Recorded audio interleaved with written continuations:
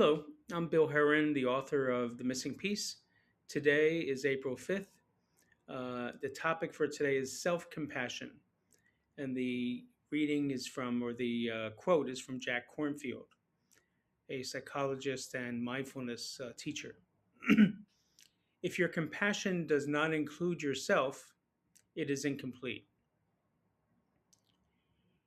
Compassion comes from the Latin word pati, which means to suffer. The literal meaning of compassion is to suffer with another.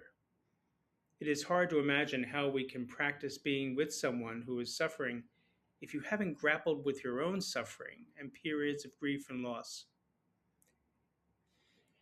Excuse me, it can be more challenging to face the mirror, to do the hard work of being aware of how you suffer, than to offer a helping hand and appear compassionate.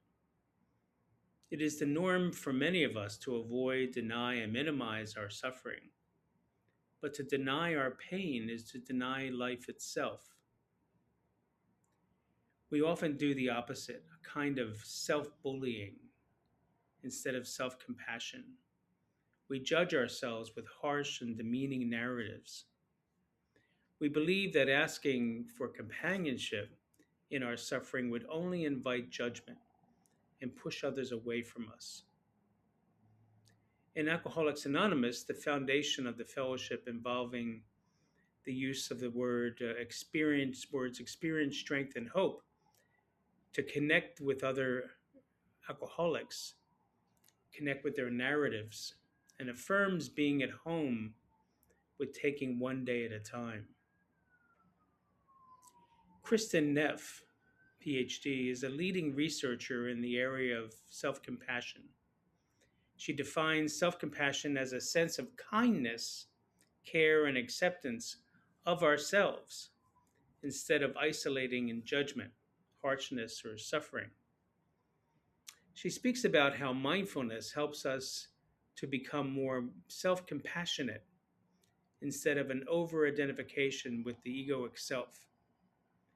Being more aware of the moment, in the moment, without judgment can promote an increased consciousness of pain and suffering in us, which allows us to cultivate soothing strategies to promote calm and inner peace.